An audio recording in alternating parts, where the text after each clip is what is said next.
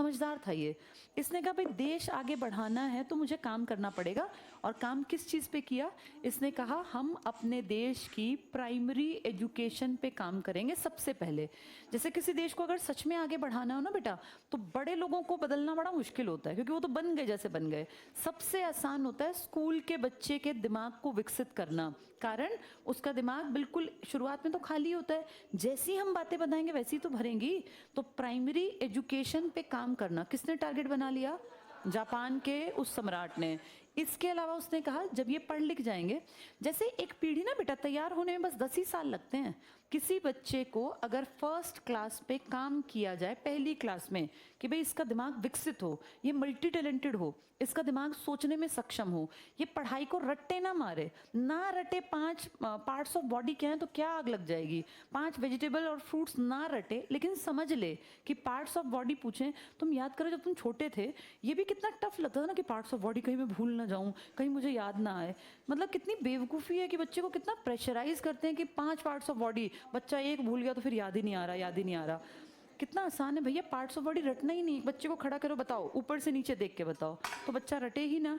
हमारे इंडिया में क्या है, फ्रूट्स भी रटवाने हैं, सब्जियां भी रटवानी। इतने इतने बच्चे नहीं देखा बेचारे, ओके वो क्या कहते हैं, बस एक शुरू का बता दो, एक ऊपर का बता दो, क्योंकि उसने ऐसा रट रखा है कि वो एक याद नहीं आया तो उसे कुछ भी याद नहीं आता। ये सबने इस चीज़ को जिया तो है। इंडिया में पढ़ाई क्रैमिंग बेस्ड है बेटा। आंसर नहीं देखा बच्चा क्या कहता है, बस एक एक अक्षर बता दो पहला, क्योंकि उसकी इतनी कंडीशनिंग हो रखी है कि अगर वो अक्षर याद नहीं आया तो उसको आंसर याद नहीं आता। अब अगर फर्स्ट क्लास पे काम कर दिया जाए समझाने पे, 10 साल बाद ये बच्चा किस क्लास में होगा? मतलब 10वीं क्लास में आ जाएगा। 10वीं क्लास के बच्चे तो बड़े होते हैं ना, मैच्योर होते हैं। 15 साल के बच्चे, सिर्फ 10 ही साल काम करना है। अगर 10 साल उसके ऊपर ढंग से काम कर दिया तो जिंदगी में कोई उसका बेवकूफ़ थोड़ी ना बना देगा। वो दिमाग से विकसित है, वो अपनी जिंदगी के डिसीजंस को खुद ले सकता है, उसे सही और गलत का अंदाजा है। तो एक देश को अगर सच में आगे बढ़ाना है ना, तो बहुत सड़कें, बहुत ऐसे जहाज और ये सब बनाने में तो वेस्टेज है बेटा। सबसे पहले बेसिक काम करो, जो सबसे छोटे बच्चे हैं ना, इनकी पढ़ाई का अच्छा इंतजाम कर दो, इनको रटवाओ मत, इनको समझाओ।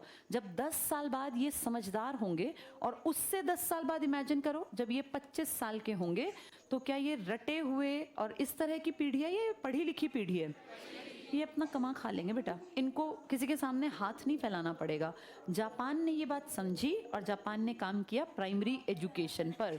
दूसरा काम जापान ने कहा, चलो बच्चों के ऊपर तो काम हो गया, लेकिन जो लोग बड़े हैं, अब 35 साल का एक आदमी है, 28 साल का एक आदमी है, तो उनके लिए क्या करें?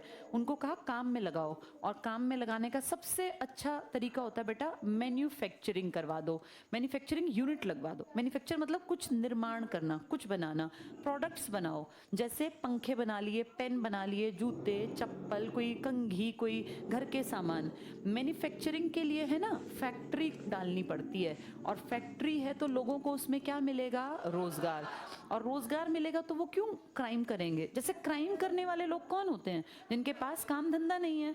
अगर किसी को सुबह उठ के अपने दफ्तर जाना हो तो वो रात में 2 बजे उठ के सोचेगा किसी घर चलता हूँ चोरी करने? नहीं ना, उसको पता है मुझे अगली सुबह काम पे जाना है। चोरी करने का प्लान कौन करेगा? जिसको कोई काम ही नहीं है भैया, उसको शराब की लत लग गई, ड्रग्स की आदत लग गई, पैसे हैं नहीं, तो वो चोरी करेगा रात में।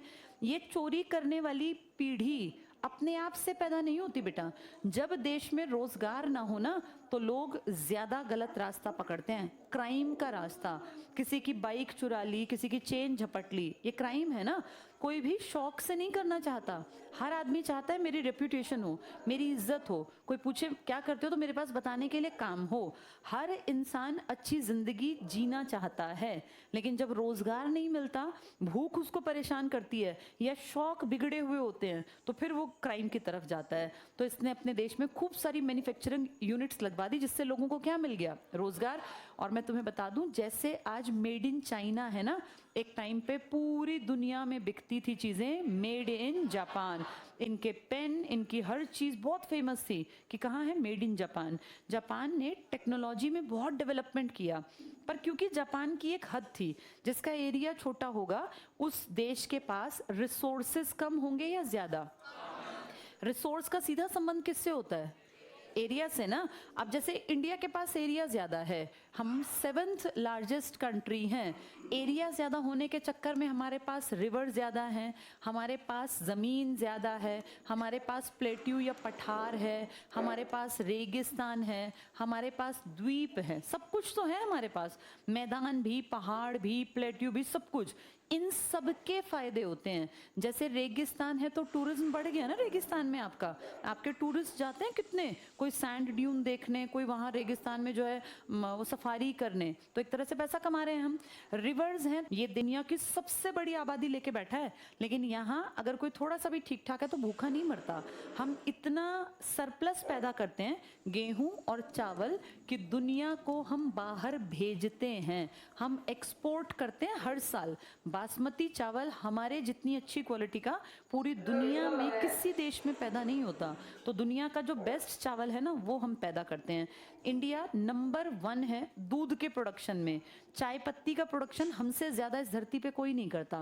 वो अलग बात है कि चाय हम खुद ही पी जाते हैं, हम बाहर बहुत कम भेजते हैं। हाँ, सबसे बड़ा एक्सपोर्टर ये श्रीलंका है, जहाँ हमारे देश से नहीं, कहाँ के लोग गए थे, तमिल, इन्होंने कौन सा ग्रुप बनाया था वहाँ, लिट्टे। तो इन सब चीज़ों से क्या पता चलता है कि ये सब तब है जब आपके पास रिसोर्सेज हैं। इसको अपनी लाइफ से जोड़ के सीखो। कोई भी आदमी भूखा नहीं मरता अगर उसके पास पुश्तैनी 10 एकड़ ज़मीन है। वो भूखा कैसे मरेगा? जिसके पास जैसे कोई भी जब शादी ब्याह करने जाता है बेटा, लड़की के पिताजी या लड़की के भाई, तो वो देखते हैं पीछे ज़मीन कितनी है। ये क्यों देखते हैं ज़मीन?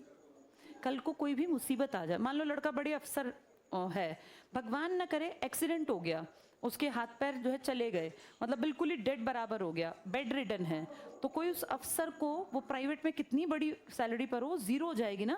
पेरेंट्स ये देखते हैं कि अगर कल को कोई बुरे हालात आए तो भी ये भूखे ना मरे। मान लो हम कहेंगे ज़मीन से थोड़ी ना कोई कमा के खाता, पीढ़ी कौन खेती करती है, लेकिन बेटा खेती ना बुरे समय पे काम आती है।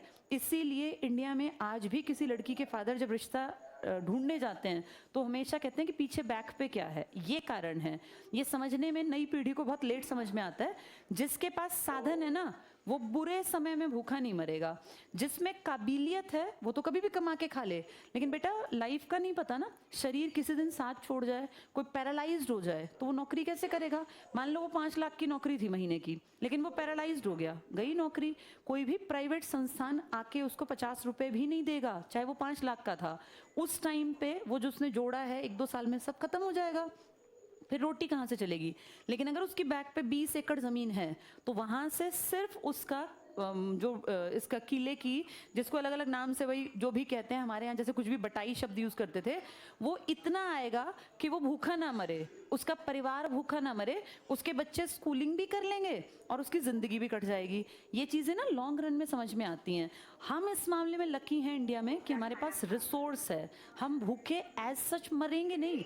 लेकिन प्रॉब्लम क्या है, हमारे देश की नीतियाँ जो अंग्रेजों ने गलत डिसाइड कर दी, जिसके चलते यहाँ सूखा पड़ने लगा और लोग भूखे मरने लगे। अदरवाइज इंडिया इतना सरप्लस पैदा करता है कि हम एक्सपोर्ट करते हैं तो अपना पेट तो भर ही सकते हैं हम लोग। अब इन सब चीज़ों के हिसाब से देखो तो हम अमीर हैं, लेकिन अमीर हम अपने से नहीं, वापस चलते हैं जापान। जापान के पास रिसोर्स नहीं है पर वो तो बहुत आगे निकल गया, कारण उसने मैन्युफैक्चरिंग फैक्ट्रीज लगा ली, रॉ मटेरियल बाहर से मंगा लिया। जो इनफैक्ट कच्चा माल था ना, रॉ मटेरियल, वो उसने हम जैसे देशों से, या जो थोड़े गरीब या जो थोड़े पिछड़े देश थे उनसे मंगा लिया और फिनिश्ड प्रोडक्ट अपने बनाने लगा। देखते देखते देखते पूरी दुनिया में डंका बज गया एक छोटे से देश का, जिसका नाम था जापान। इसका पैसा बढ़ा तो हिम्मत बढ़ती है, हिम्मत का सीधा संबंध पैसे से भी तो है। रिसोर्सेज इसने धीरे धीरे, नेचुरल नहीं थे लेकिन बाहर से अपने हथियार और ये सब चीज़ें खरीदनी स्टार्ट कर दी। और 1905 एक ऐसा साल था बेटा जब चुटकू से जापान ने, जिसकी आइडेंटिटी मैप पे ढूंढनी पड़ती है कि पानी के बीच में छोटा सा द्वीप कहाँ है, वो जापान होगा, इसने दुनिया के सबसे बड़े देश पे अटैक किया, रूस पर। कितना बड़ा रूस, मैप में अलग से रूस दिखता है ना, और कितना छोटा जापान। 1905 में इस बहुत छोटे से जापान ने रूस पे अटैक किया और बड़ी बात यह है कि इसने रूस को हरा दिया। कितनी अजीब बात है, इतने छोटे से ना, सोचो कोई 2 फुट का आदमी 7 फुट के आदमी को हरा दे तो बड़ा अजीब लगेगा ना कि इसने इसको कैसे हराया। ऐसा ही हुआ। ये पूरे वर्ल्ड में फैल गया कि भाई रूस को किसने हरा दिया, छोटे से जापान ने। रूस की कितनी बेइज्जती हुई सोचो, रूस के शासक की हेड की कितनी बेइज्जती हुई कि इसको शर्म नहीं आती, इतने इसके पास रिसोर्सेज हैं, इतनी बड़ी प्रॉपर्टी का मालिक है और वो छुटकू से जापान ने इसको हरा दिया। ये बात रूस के साथियों ने तो देखी नेगेटिव तरह से, लेकिन हम जैसों ने, क्योंकि हम तो एशिया के थे ना, और जापान भी एशिया का, रूस को गिना जाता है बेटा यूरोप में। हमने इसको ऐसे देखा कि एशिया, जिसके ऊपर ये लोग हंसते हैं, यूरोप वाले पता है क्या कहते थे कि तुम लोग अनपढ़ हो, तुम अनसिविलाइज्ड हो, तुम बेवकूफ़ हो, गवार हो, तुम्हें रहना खाना पीना कोई तुम्हें तमीज़ नहीं है, तुम्हें ये तक नहीं पता कि हाथ से खाना नहीं खाते, क्योंकि ये तो चम्मच और फोक का इस्तेमाल करने वाले। इन्होंने हमारे मन में डाल दिया था कि तुम लोग गवार हो और हमसे आगे तुम कभी निकल नहीं सकते, तुम्हें आगे हम लेके जाएंगे। हम दिमागी रूप से सोचने लगे थे कि हमें अक्ल कम है, ये ज़्यादा स्मार्ट है, यही हमारा विकास करेंगे, हमें आगे ले जाएंगे।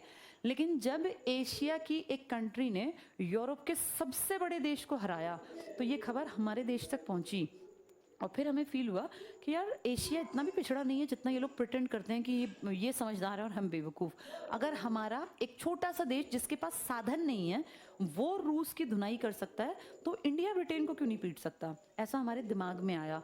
और उस टाइम पे हमारे 3 लड़के, जिसको हम तिकड़ी कहते हैं, लाल बाल पाल, ये तीनों इस विचार को आगे बढ़ाने लगे कि अगर रूस जैसे ताकतवर को जापान जैसा छोटा सा एशिया का देश पीट सकता है तो इंडिया तो बहुत बड़ा है। किससे? ब्रिटेन से। ब्रिटेन तो छुटकू सा है, जापान छोटा है, उसने बड़े को हरा दिया, तो इंडिया तो बहुत बड़ा है ब्रिटेन से, इंडिया क्यों नहीं हरा सकता। और यहाँ से विचार स्टार्ट हुए। तो जो ये गरम वाले हैं ना, इन्होंने ये सब कहानियां पढ़ी थी, कौन से सन की, 1905 की, और इसका ये एग्जाम्पल देते थे कि तुम लोग कहाँ बैठे सो रहे हो, इतने बड़े ताकतवर यूरोप के देश को, ब्रिटेन तो बहुत छोटा है रूस के सामने, रूस की तो आइडेंटिटी बहुत बड़ी है, तो हम क्यों नहीं हरा सकते ब्रिटेन को। यहाँ से फिर ये नरम और गरम अलग हो गए। चलो आज इतना ही पढ़ते हैं, बाकी कल पढ़ेंगे। से ठीक 2 बार पहले इनके दोस्त 1936, 37, 38